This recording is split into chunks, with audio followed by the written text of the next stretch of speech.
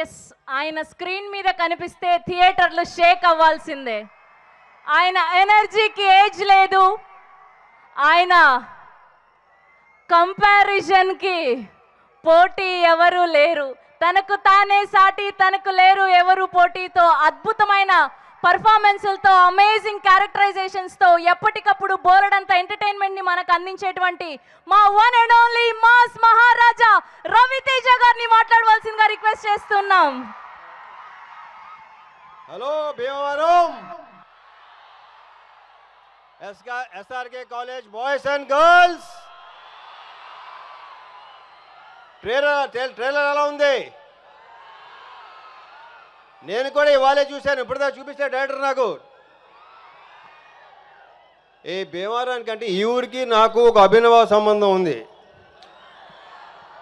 ఓ టైంలో లైక్ కొన్ని years back నేను ఇక్కడ నా జీవితంలో ఒక 8 నెలలు ఓన్లీ భీమవరంలోనే కేవలం సినిమాలు చూడటానికే ఉన్నా. మా తాతయ్య నానమ్మ ఇక్కడ ఉండేవాడు డిఎన్ఆర్ కాలేజ్ దగ్గర. సో ఆ 8 మంత్స్ అంటే ఆ 8 మంత్స్ ఎందుకున్నా, ఆ 8 మంత్స్ కాలేజ్కి వెళ్ళలేదా స్కూల్కి వెళ్ళలేదు మీకు డౌట్ రావచ్చు. మెట్రికేషన్ ఫెయిల్ అయ్యి ఇంక మళ్ళీ ఎగ్జామ్ రాయడానికి వచ్చాను. సో ఇక్కడ ఉన్న ఈ భీమవరానికి ఒక ఎక్సలెంట్ వైబ్ ఉంటుంది. అదేంటంటే ఎవరైనా మిమ్మల్ని అడిగారనుకో ఎవరైనా మీదే మాది భీమవరం అండి అని మామూలుగా చెప్పరు, ఇలా చెప్తారు. చాలా పొగరగా గర్వంగా చెప్పుకుంటారు. సో ఇక్కడ ఫుడ్ విషయం గురించి చెప్పాలంటే పెద్దగా ప్రత్యేకంగా చెప్పక్కర్లేదు.